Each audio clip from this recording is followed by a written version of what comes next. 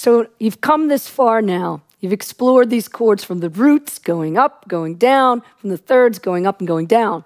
So hopefully by now you've got a good sense of these shapes under your hands, in your ears, and also in your mind.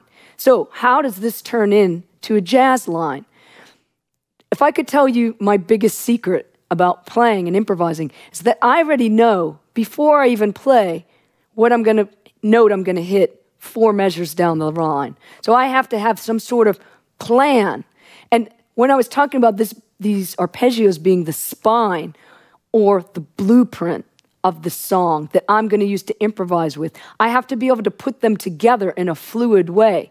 And oftentimes, I think when you start working on these things, you get caught in these traps of always starting on the root and going up. So that's why I wanted to give you some options and start to think about these moving in different ways, and also get more and more familiar with each individual chord tones, because those are your target in this concept of voice leading. And this is what makes a line very strong. To me, the more and more I play and the older I get, voice leading, whether you're talking about chord progressions or linear voice leading, are the most crucial elements of what makes a strong and powerful line. So by voice leading, what I want to be very careful about is the transition from one chord to the other and moving in a stepwise motion to the nearest chord tone.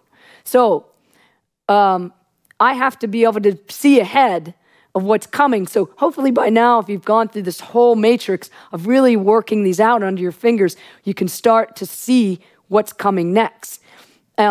And we can work on this in many ways. One thing that I recommend with all of my students is to write voice-led lines out.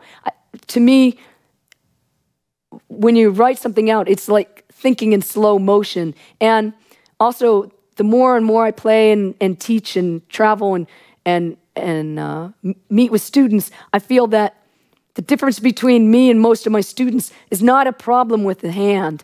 It's a problem with how you conceptualize your ideas. How do you get from one chord to the next? So just like a great chess player has 10 moves to your one move, I have 10 moves on every set of chords, right?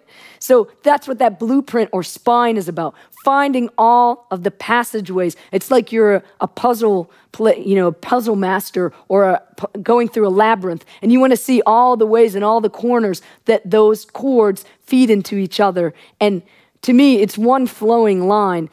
I think when you first start to learn, hey, there's a C minor 7, there's an F7, there's a B flat. I see it as C minor 7, F7, B flat, E flat, A, D7, G. It's something that's moving forward in a linear fashion that connects one to the next. It's one flowing thought. So that's what we got to get with the voice leading. Now that you've learned each individual part, now we need to start to see them. How does C minor 7 flow to F7, to B flat, to E flat? Because that is what it is to me. It's one flowing line. So let's break this down in slow motion. Maybe just to start with, I'll start with the root. But ultimately, you want to start in different places, and you want to challenge yourself all the time to start from the sevenths, from the thirds, so that you have seen the puzzle from every possible way. You can break it apart and put it together any way you like, in any shape. So it's really just a fun game to me, is putting together these arpeggios and voice leading. So let's just take this in slow motion, and so you can just see how I'm thinking, and then hopefully we're going to get your mind thinking in the same way.